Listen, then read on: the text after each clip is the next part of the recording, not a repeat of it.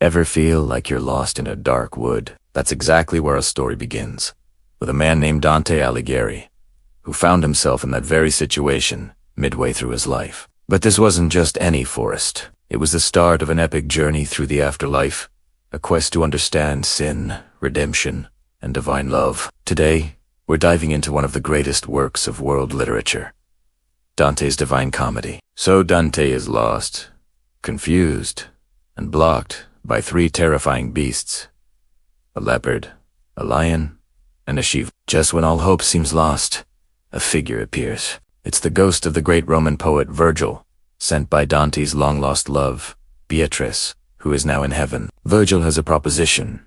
He will guide Dante through the depths of hell and up the mountain of Purgatory. It's the only way for Dante to find his way back to the right path. With no other choice, Dante accepts, and their incredible pilgrimage begins. Their first stop, hell.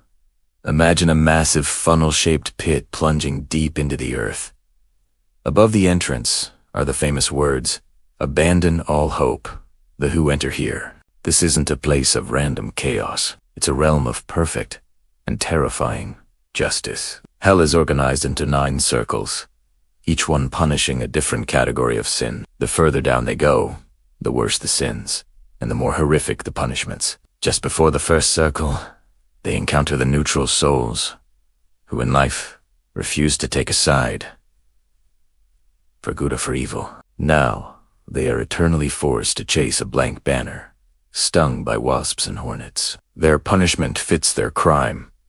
Since they never chose a side, they have no place in heaven or hell. Then they cross the river Acheron into limbo, the first circle. This is home to the virtuous pagans, people who lived good lives but were born before Christ. Think of great philosophers like Plato and Aristotle, or heroes like Hector and Aeneas. Their punishment is a subtle one, a deep, unending sadness, a longing for a god they can never know. They live in a noble castle, but it's shrouded in a constant gloom. From there, things get progressively worse.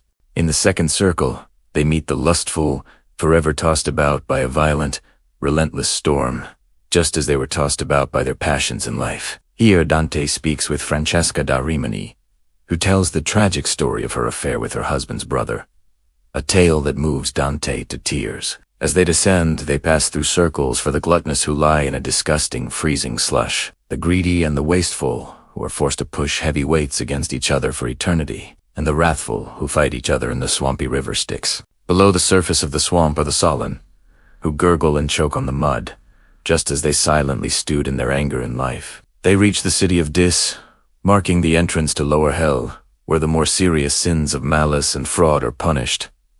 Here they find the heretics, trapped in fiery tombs. Then comes the 7th circle. For the violent, it's divided into 3 rings. Violence against others, where tyrants and murderers are submerged in a river of boiling blood. Violence against self, where those who took their own lives are turned into thorny bleeding trees. And violence against God, nature, and art, where sinners are tormented on a plain of burning sand with fire raining down from the sky. Next, they enter the 8th circle, known as or evil pouches. It's a massive stone amphitheater with 10 deep ditches, each punishing a different type of fraud. Here they see flatterers steeped in human waste, sorcerers with their heads twisted on backward, corrupt politicians boiled in tar, and thieves whose bodies are constantly stolen and transformed by snakes.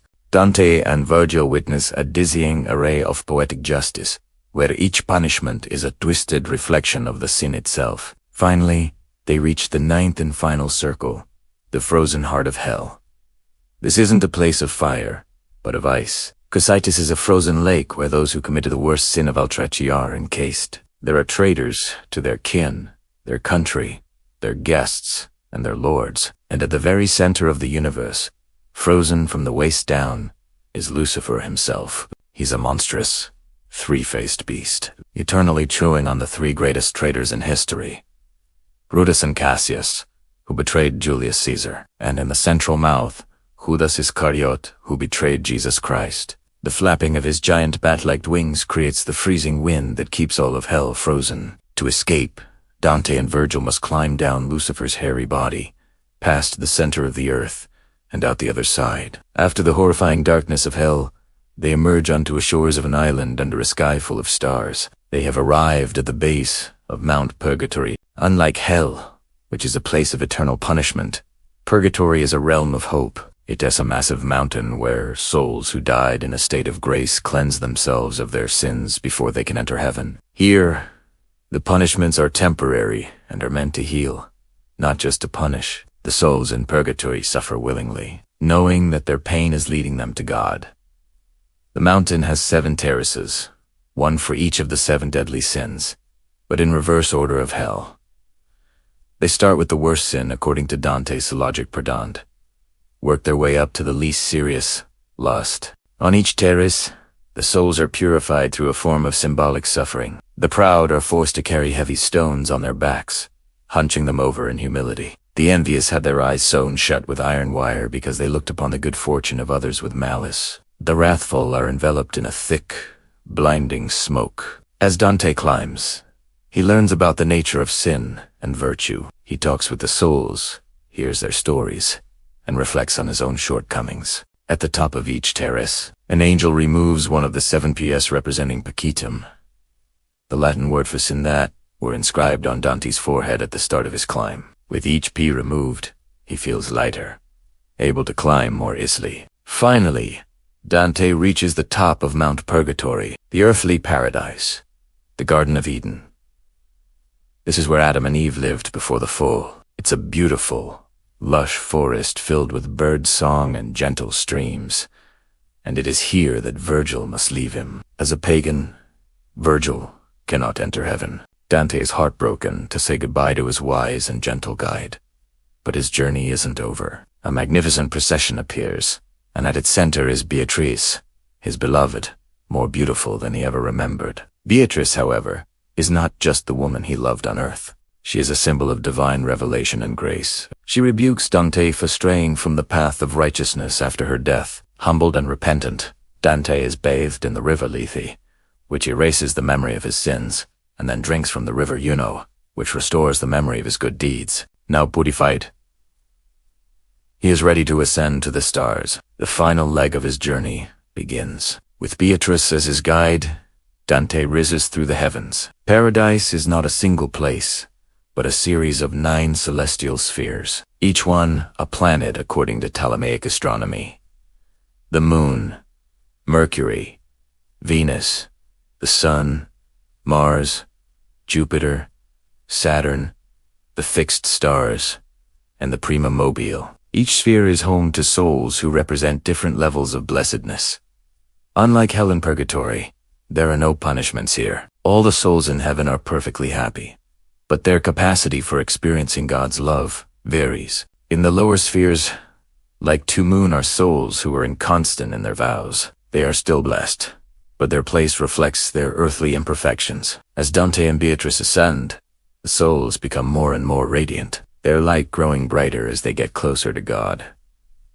They travel through the sphere of the sun, home to the wise theologians like Thomas Aquinas, to Mars, where the warrior saints reside, to Jupiter, where just rulers form the image of an eagle, and to Saturn, home of the contemplative monks. Beatrice's beauty and brilliance increase with each sphere they pass through, and Dante finds himself able to absorb more and more of the divine light. Finally, they reach the Empyrean, the highest heaven, which exists beyond physical space and time. Here, Dante sees all the blessed souls of heaven arranged in the form of a celestial white rose, with the Virgin Mary at its center. Beatrice takes her place within the rose, and Dante is now guided by Saint Bernard of Clairvaux, a mystic who represents pure contemplation. Saint Bernard prays to Mary on Dante's behalf, asking that he be granted the ultimate vision, a direct sight of God. Dante's wish is granted. He looks into the pure, divine light and sees, well, it's something beyond words. He sees the entire universe contained in a single point. He sees the mystery of the Trinity, 3 circles of light in one, and he sees the mystery of the Incarnation, how the human and the divine can coexist. His mind is overwhelmed, his language fails, but in that final moment, his will and his desire are perfectly aligned with the love that moves the sun and the other stars. Dante's journey is complete. He has traveled from the darkest depths of sin to the highest heights of divine love. The Divine Comedy is more than just a fantasy adventure. It's a profound exploration of morality, faith, and the human condition. It's a story that tells us that no matter how lost we are, there is always a path to redemption, a journey from the dark wood into the light of the stars. Thank you for joining us on this incredible pilgrimage. If you enjoyed this video, please give it a like and subscribe for more journeys into the world's greatest stories. It was a very good book. Did you like it too? You can write your thoughts in the comments section. See you in the next summary.